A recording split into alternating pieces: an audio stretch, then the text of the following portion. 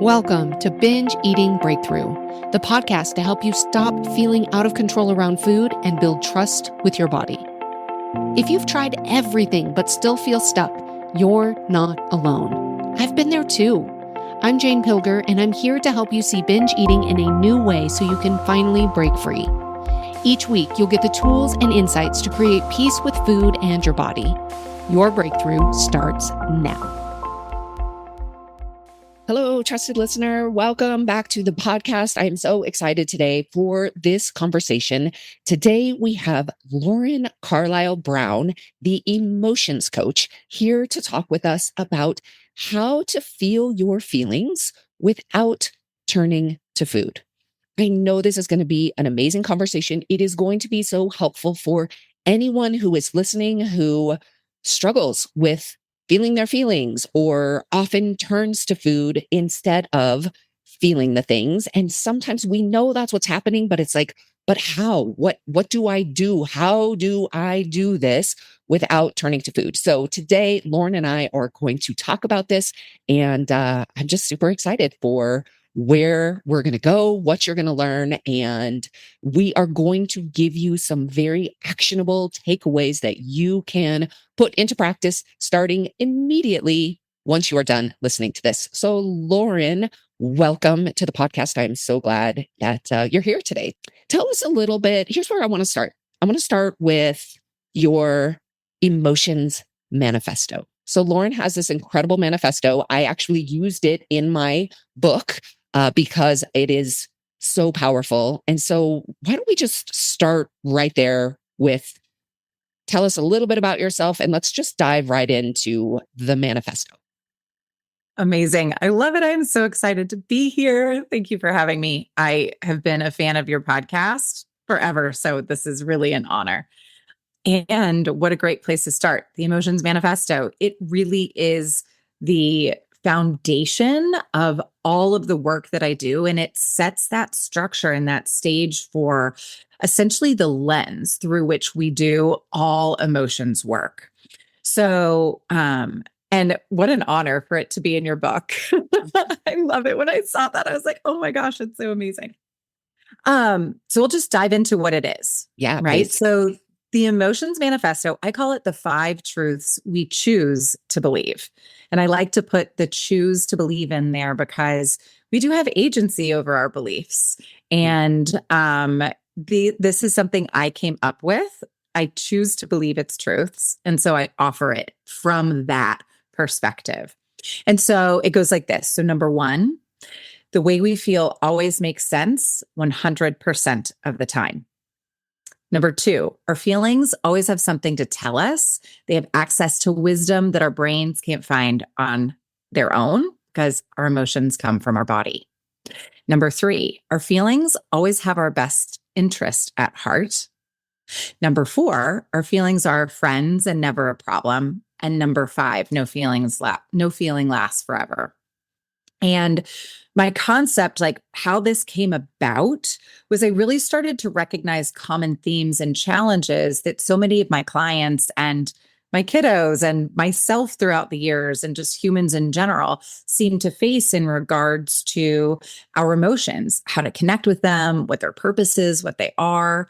And so these new beliefs and truths just started to formulate as an answer to a lot of these blocks that people have around their emotions. And so that's the concept, is that if we can sort of from the get-go choose to believe these 5 statements, it helps to sort of neutralize any argument around how we should feel or that we need to validate our feelings, or also to then sort of neutralize the concept that our feelings could be a problem or could be wrong or could be getting in our way.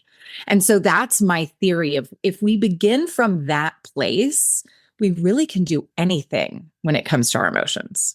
Yes, I love that so much. I remember when I first heard about and read your Emotions Manifesto and reading through those 5 truths we choose to believe. I love that you really bring that agency in, that we choose to believe that it's like, oh, I felt in my body, in my internal, in my nervous system. I could just feel this like, wow, if that really is true, if I did believe those things about emotions, like all of a sudden the the heaviness of emotions or the kind of scariness or the like, I can't handle that, or this will just last forever, or all of those things that make emotions feel scary, like it really kind of just went away. And so because of that visceral response that I had in such a good way, I was like, oh, this is so amazing. I want to include this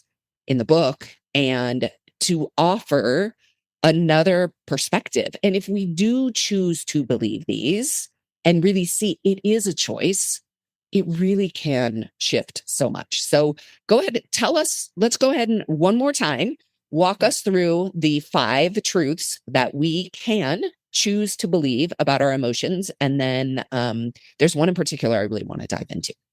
Yes. Okay. So again, so it's the way we feel makes sense 100% of the time. Our feelings, they have always have something to tell us because they have access to something, wisdom our brain can't find on their own. Our feelings always have our best interest at heart. Our feelings are friends and never a problem, and no feeling lasts forever. So good.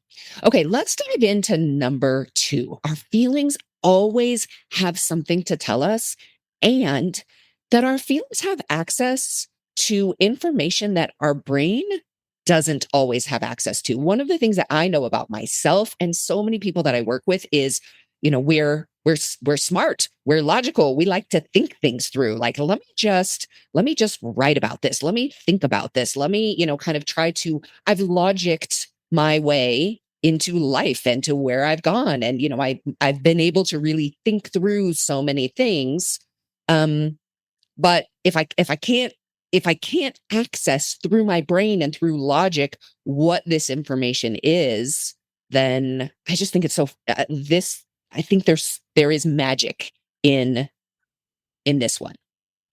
Yes, I could not agree more. I actually believe that this line of the manifesto is the way we create the change and is the way we really fully move through the emotion, right? Because if this part gets left out of it, the emotion kind of circles back around, right? Because if we Mhm. think about it, it's showing up to tell us something.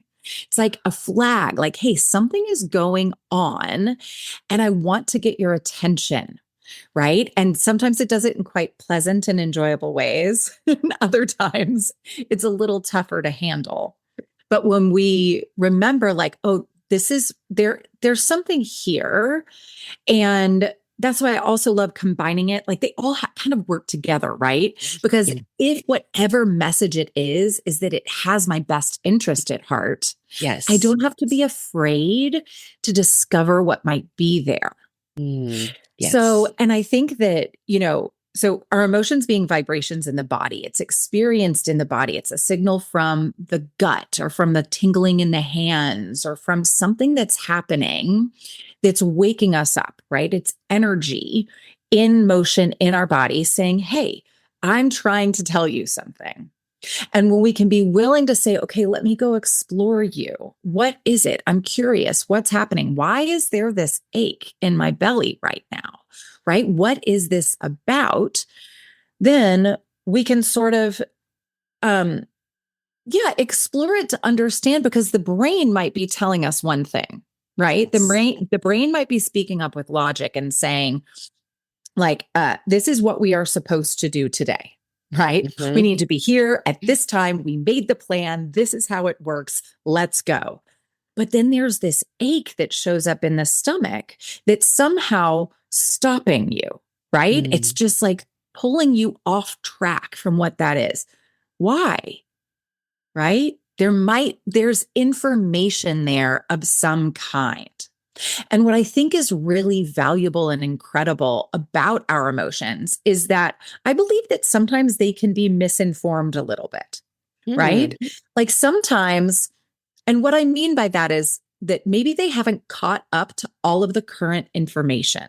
Yes. So it's not that they're wrong or but they just don't have all of the they don't have it all, right? So like let's take for example self-doubt, right?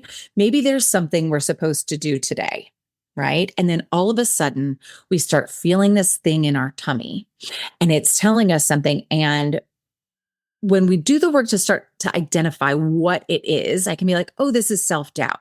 Self doubt might be stuck 3 years back, reminding me of what happened the last time I don't know, were a guest on a podcast or something like that, right? Or, gave a talk at school or something like that.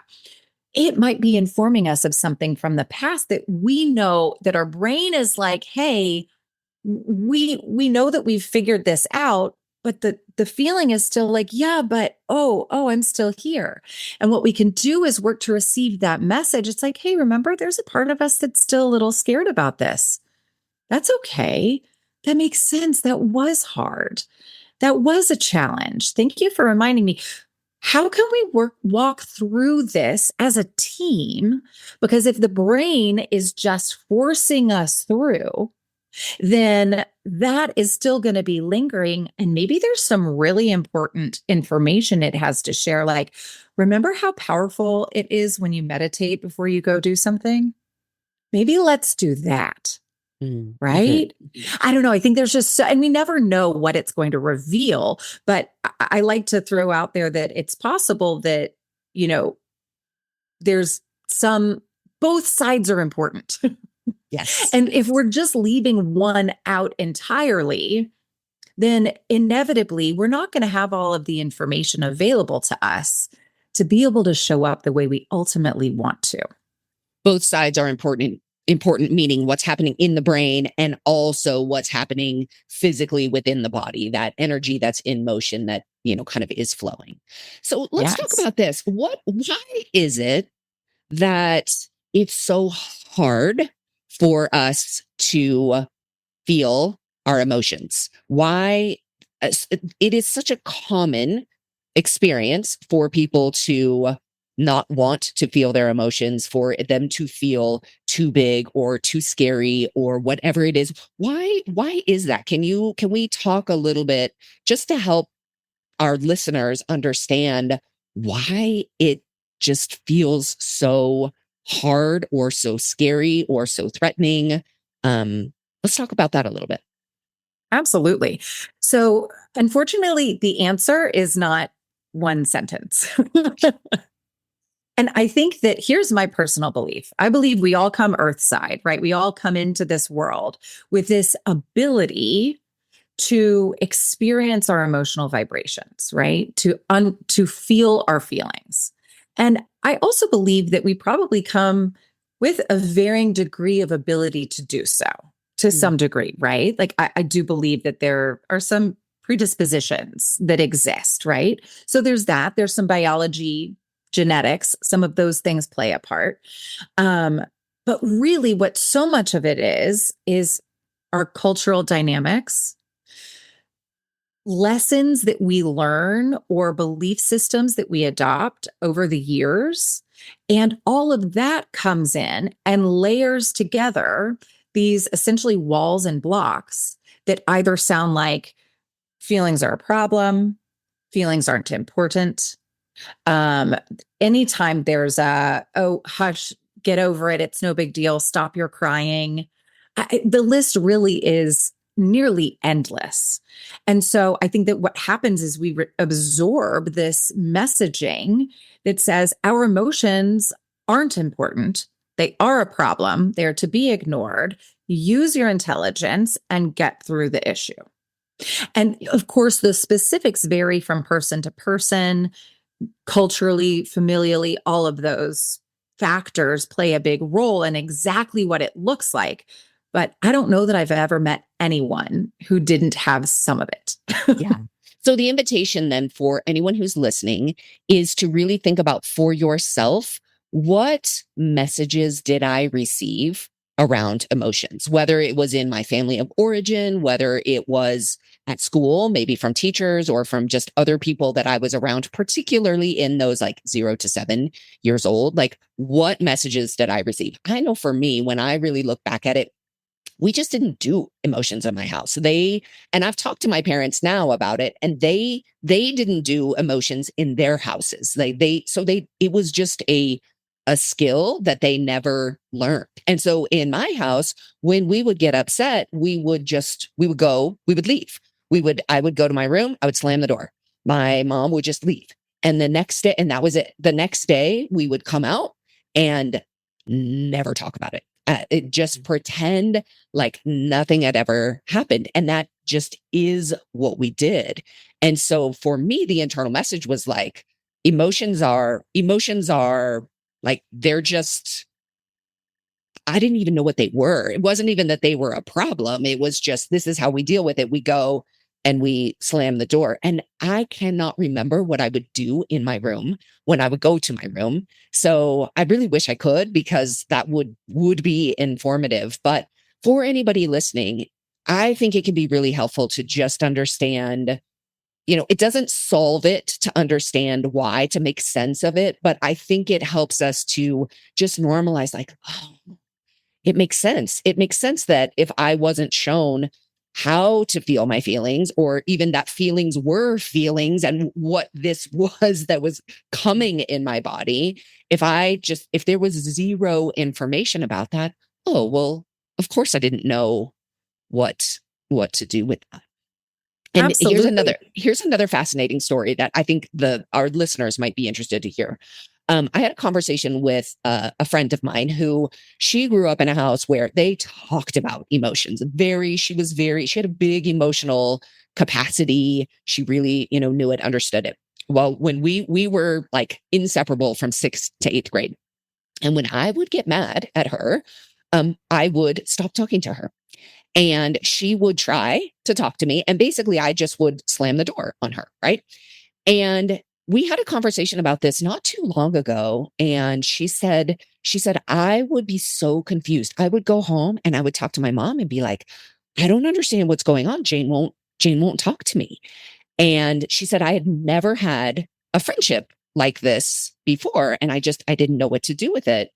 And then and this was fascinating, I did not remember this, but she said, what would happen is you wouldn't talk to me for like several days. And then you would show up with a cake or some sort of food, and like essentially as a like way to make up and like say it's okay and here we are, and then we would like eat cake together, and then we would be friends again. Never talked about what happened. I literally would never even tell her why I was upset or whatever, but it was like that combination then of food, sweets, something, plus then that is how I kind of restored the relationship. When she told me that, I was like, wow, so Yeah. fascinating. It is so fascinating, because I think the other part of why is it so hard to do emotions is because we aren't taught how. And while I believe we come here with the capacity to do so, there is a skill involved. There is a learning of, what do I do with this fiery rage? Or what do I do with this deep sadness? We have no idea what to do with it. So if it's not modeled for us, or let me say it differently, what we end up learning is to do what is modeled. Yes. And Yes. often what is modeled isn't fully serving us Mm, in the long run, but we don't know that it isn't. And yes. often the people who were modeling it for us also didn't know, because, like you said, they weren't taught. And Exactly. so I think that is, I think what's so beautiful about like the work that you do and I do, and this whole part of the world is doing, to say like, hey, this is important to pay attention to, right? Our Yes. emotions are kind of our life force. It's like Mm, literally the fuel that gets us to do anything and everything in our lives. And if mm. that's the case, we want to pay a lot of attention to it so that we know how to harness it and use it in a really powerful and sustainable and helpful sort of way.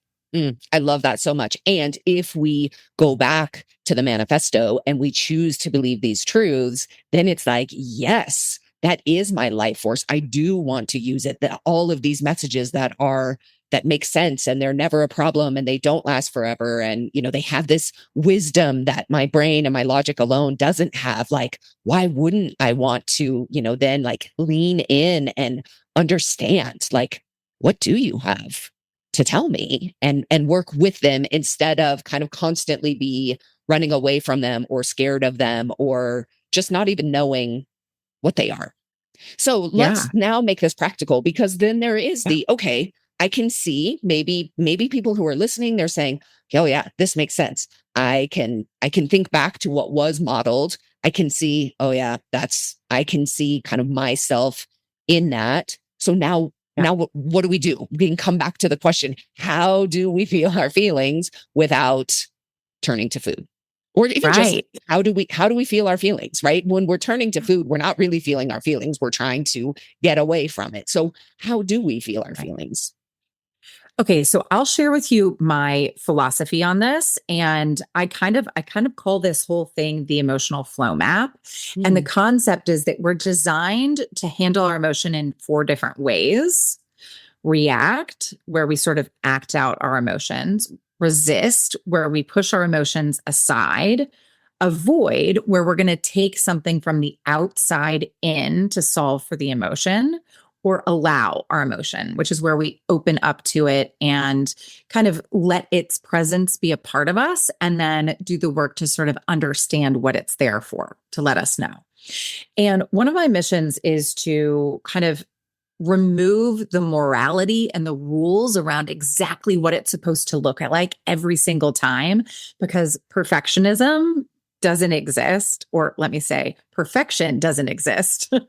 And if we try to approach this whole feelings thing from a perfect way, we are just going to judge ourselves and mm, create accidental shame and stay stuck wherever we are in whatever part of the evolution we're in. So, my theory is that what we want to work towards is nice. consciousness around what we're choosing to do, or consciousness around maybe what we're doing on autopilot first, and then working towards consciousness that includes choice and that agency to direct our emotional energy in whichever column or bucket or part of the map, if you will, that we are capable of handling in that moment. Mm, So, for anyone who is, if there's a big feeling that comes up and the kind of unconscious go to is food, I would tend to put that in the avoiding category. And often for me, what I've discovered is that the avoiding category signals a lack of capacity to handle in that moment, letting the feeling be there, or even exploring the messaging or anything like that. And so I don't think necessarily that the answer is to say, hey, if I don't have capacity, I'm going to tell myself I have to be allowing, right. because allowing takes capacity, Yes. right? And Yes. so my offering is to say, okay, how can we work to increase our awareness and our consciousness of what we're doing on default? Okay, now we're in this avoiding bucket. What other ways can I help myself, my system, my brain, my body in this moment where I'm lacking capacity around this emotion? What else can I do? And I call it taking a supportive pause, Mm, right? I want to take a supportive pause from this emotional experience that I'm having.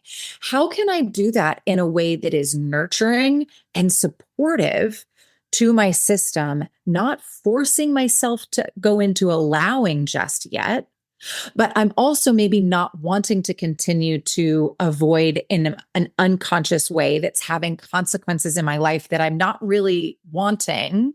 Right. So, what can I do? How can I experiment and stay in this avoiding category for a little bit? Or yeah. maybe I can experiment with the conscious reacting, or even conscious resisting.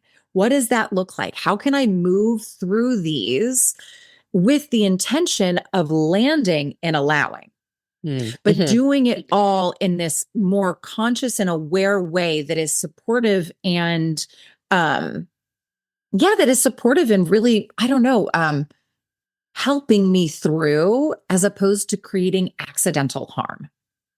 I love the term accidental harm. One of the things that I think is really interesting and that I notice a lot of people doing is they think, okay, they live at extremes. Now, a lot of people who struggle with binge eating, with feeling out of control around food, really do have tendencies towards extreme thinking, kind of the black and white, the all or nothing, the good, the bad, the right, the wrong.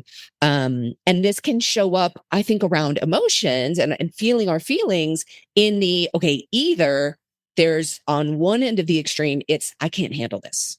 And this is often, so often, I hear people, and I mean, I have thought it myself umpteen times.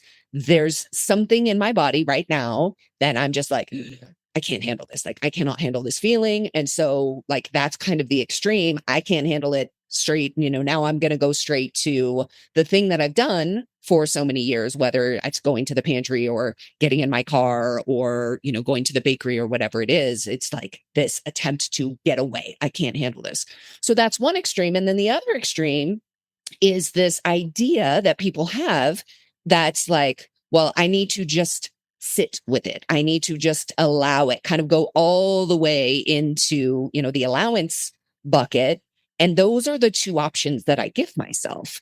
And, as you say, because there isn't capacity and we haven't developed the capacity, we're literally not giving ourselves even the option to do anything else when it's either I can't handle this, or I have to just sit and be with this thing that I literally don't have capacity for. It would be like me saying, I'm going to go to the gym and I'm going to bench press 100 pounds when I haven't been to the gym in 12 years. It's like, that's literally what we're asking ourselves to do.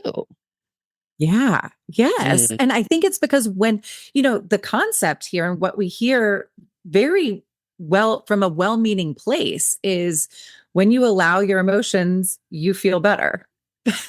When you Well, allow your emotions, right? we think about the manifesto, no feeling lasts forever. So if it doesn't last forever and I can just allow it and I can just, surf the wave or all of the things out there that we can do with our emotions. But if I literally have no capacity, Mhm. it's just not going to be possible for me in the beginning. Yes. And what I like to say is, I can't handle this right now, and I don't have to. Hmm. Like, how, oh my gosh, are you telling me I don't have to sit here and handle this anxiety right now? Okay, well, if I can't handle it and I know that I don't want to go to food, what can I do right now from a place of not handling this? Mhm.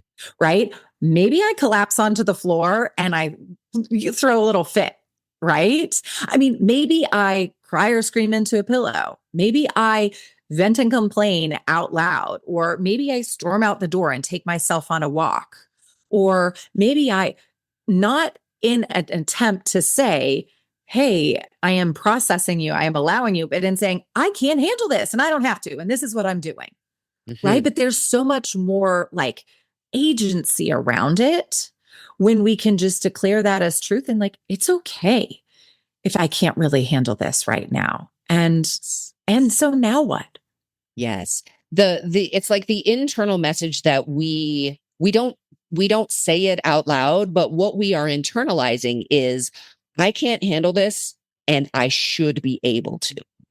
Right. And that Yes. then brings in the shame, the judgment. I'm broken because this feels like too much. This feels overwhelming. It's like if we give ourselves permission to, yeah, I can't handle this. This is too much. This does feel like I, want to come out of my skin, whatever. Like, and that's okay. Like this is the truth of what's happening right now. Then, and I don't have to just be with it, Yeah. but maybe there's something else I can consider, something else I can try.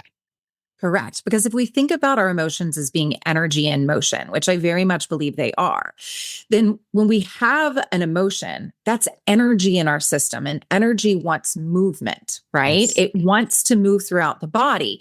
And so, what's happening when we go to food is that food is helping to move that energy. It Mhm. really is, right? It's also creating chemical reactions, hormonal changes in the body. There are very real biological and chemical things that are happening that are making things move and change, right? Now, we can say, I know that's one option for how I move that energy. How else could I move this energy? And I like to use that different language sometimes because I think that it can help reduce like the shame and rules and any judgment around like what we should be able to handle right now. And so if we just think about this as energy, how can I move it differently? It kind of neutralizes it a little bit, which I think can be really powerful. Yeah, totally. I love thinking about energy in general, like the energy in our system.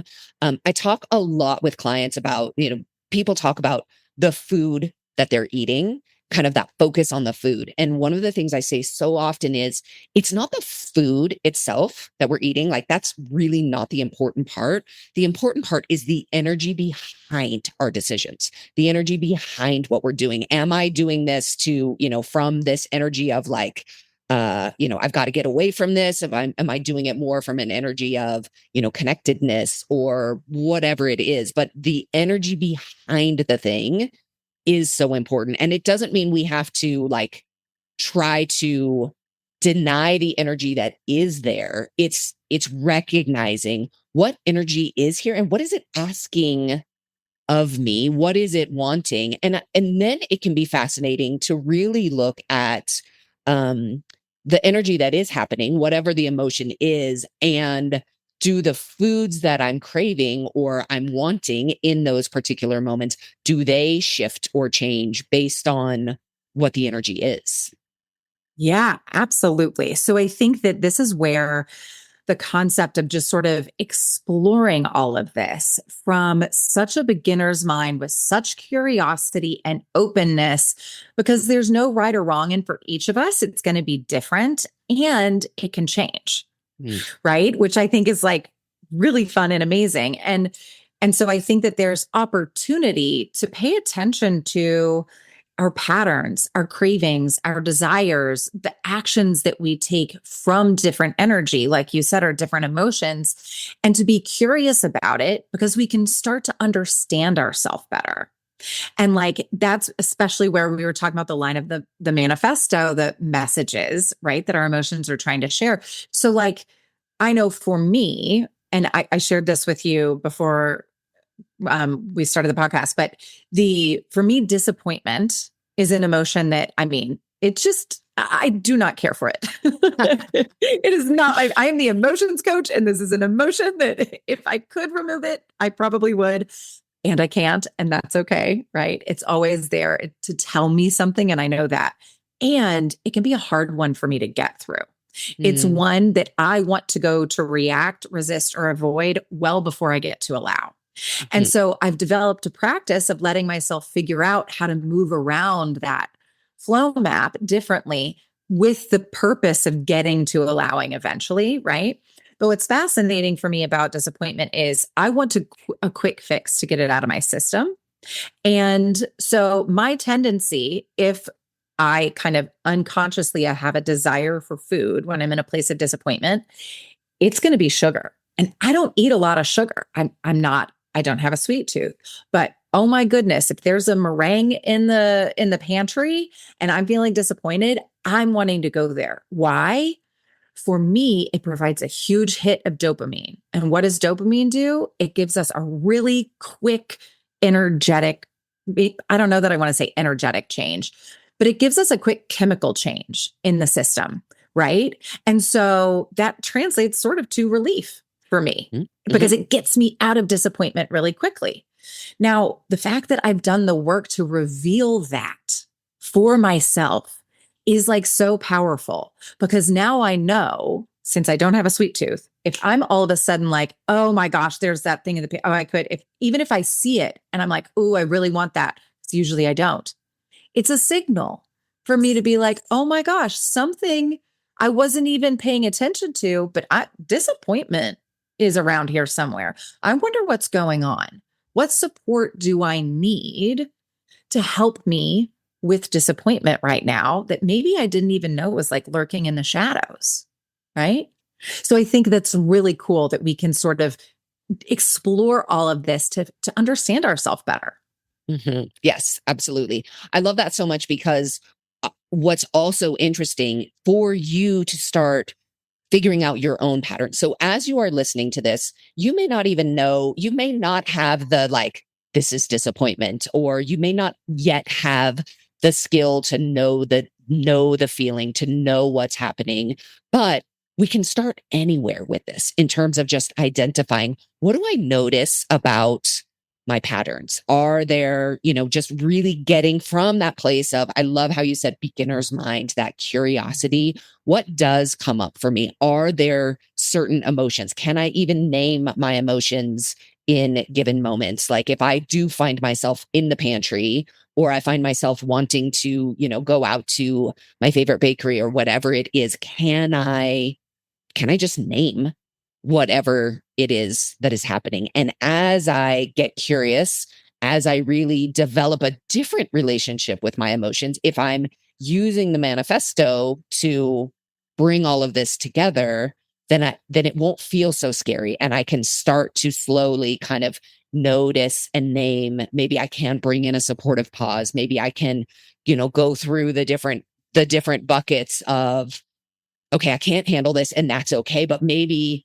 is there another way that I can avoid that doesn't bring the stomach ache and the shame and the whatever else with it? Can I stay in the avoiding category, but just avoid in a different way?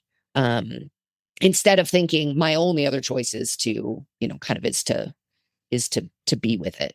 I noticed for me in terms of like foods that it'd be interesting to just know like if the things I crave or go to are like different or the same for you. So I noticed for me, if there is frustration, if it's like anger or frustration, sometimes overwhelm, like I would say more anger and frustration.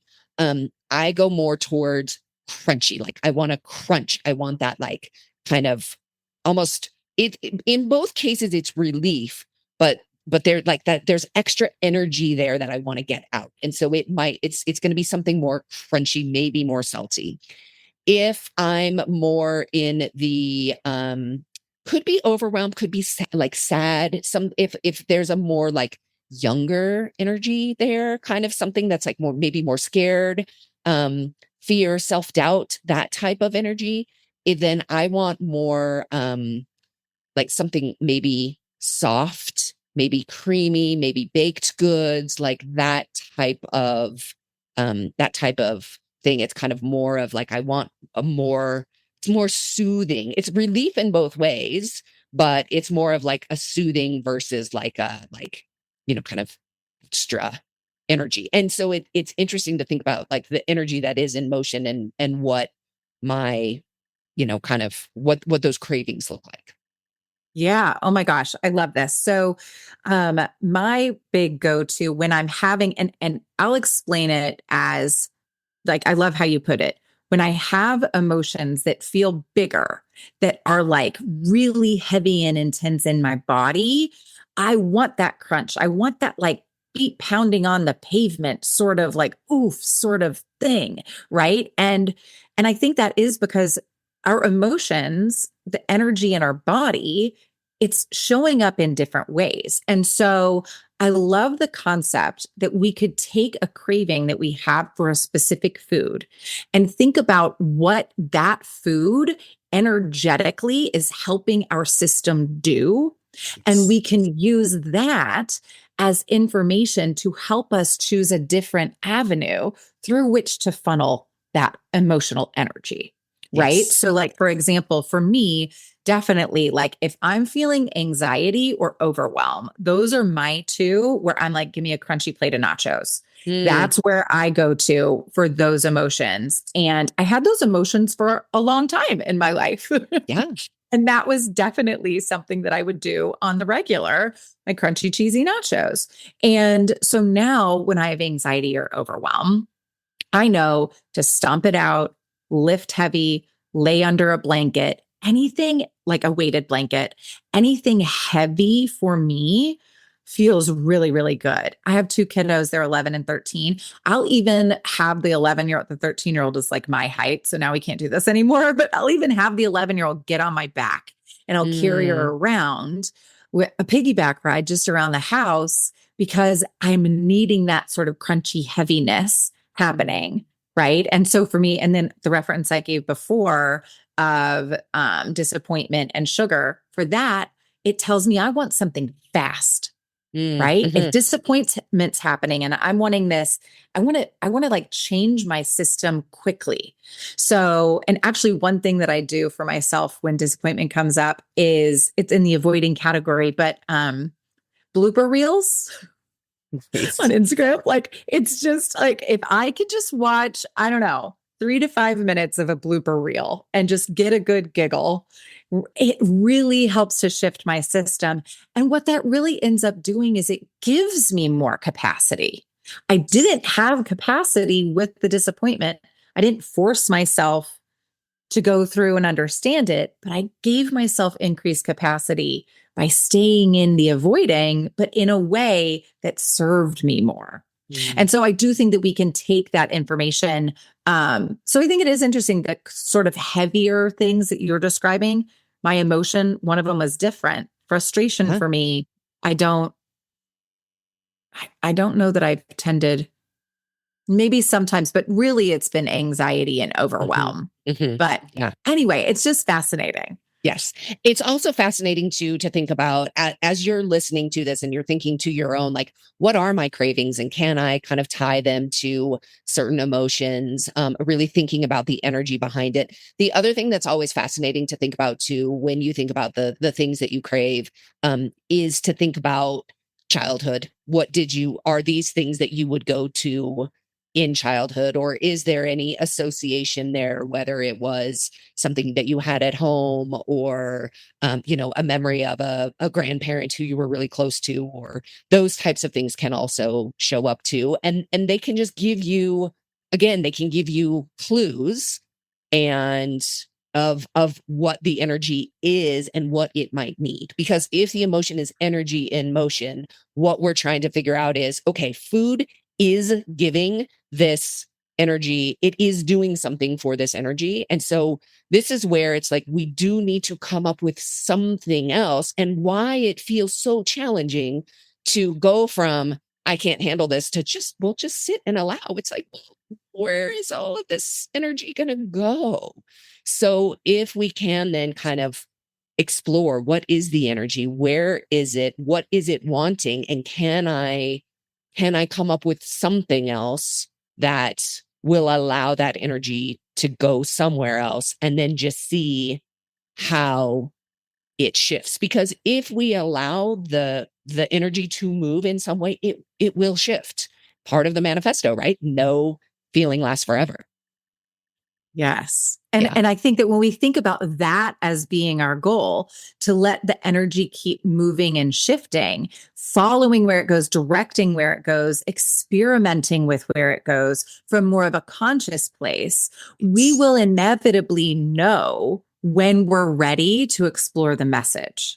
Mm, And exploring the message of why it's there, what it's showing up for, getting curious, asking it really good questions. I like to think about the emotion as being something that I can speak to directly and ask it questions and have it answer and tell me, which might be a stretch for some people, I get, right? And there are lots of different ways to explore doing it. But the concept is that once we get to that place, then we explore it and we understand. And it could be that we get that awareness like, oh, there's a part of me that's scared, right? The part of me that's scared is like maybe based off of stuff I experienced in childhood or young adult or what have you. But like, oh wow, thank you so much.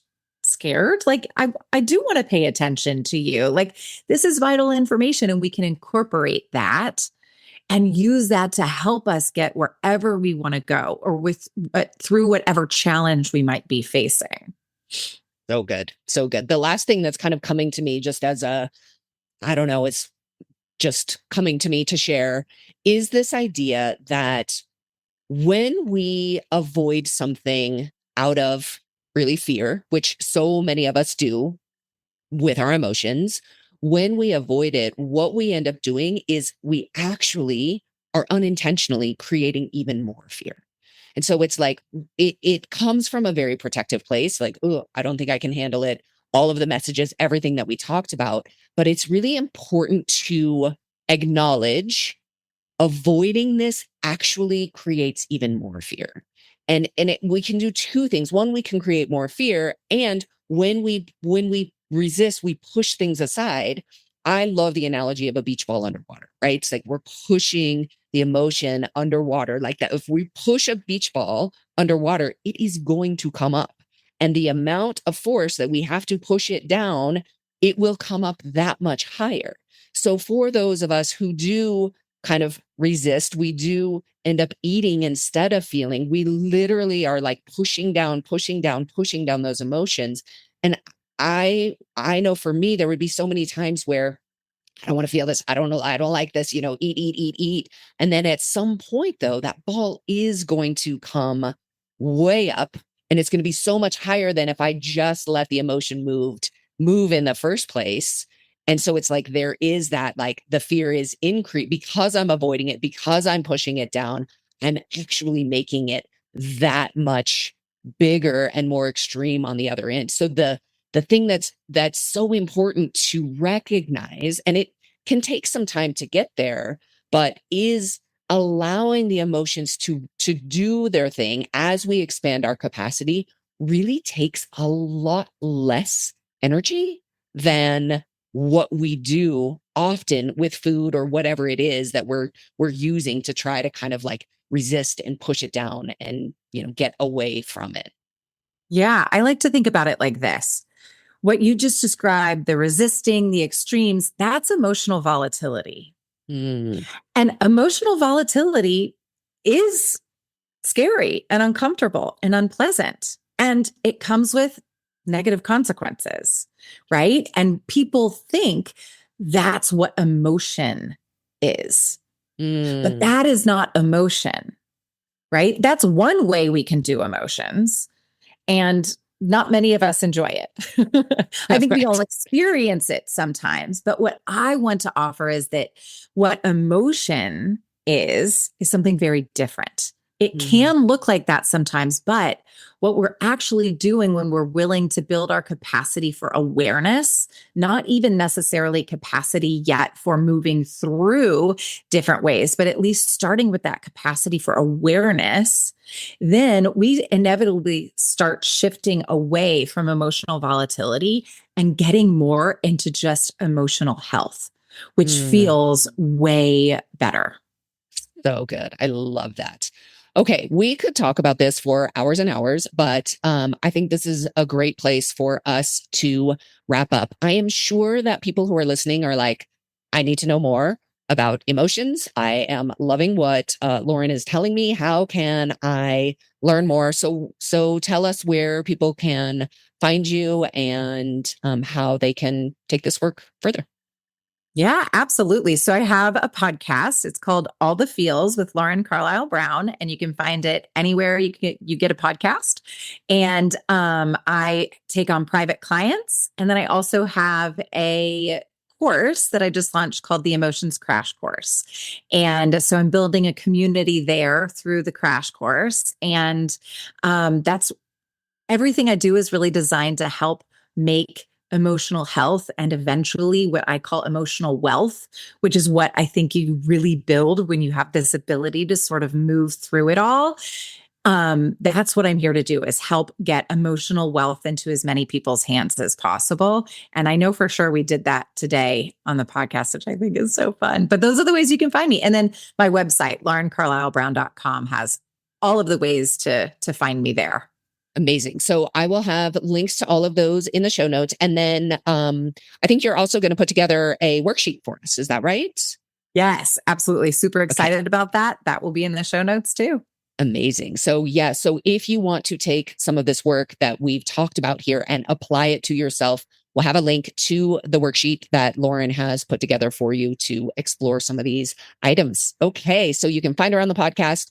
Lauren, thank you so much. This was just so incredibly helpful, I know, for everyone listening. And just invite you all to really choose to believe the 5 truths of the Emotions Manifesto and just see how your relationship with your emotions can change.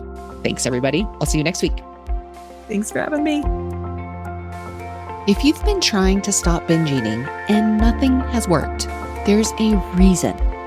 I created the Binge Breakthrough miniseries to help you finally understand what's driving your binge eating beneath the surface so that you can actually start to change it. Each video is short and they're designed to give you the clarity and direction you've been missing so you can stop feeling stuck and start finding your way out. Start watching now at janepilger.com/mini. That's janepilger.com/mini. MINI.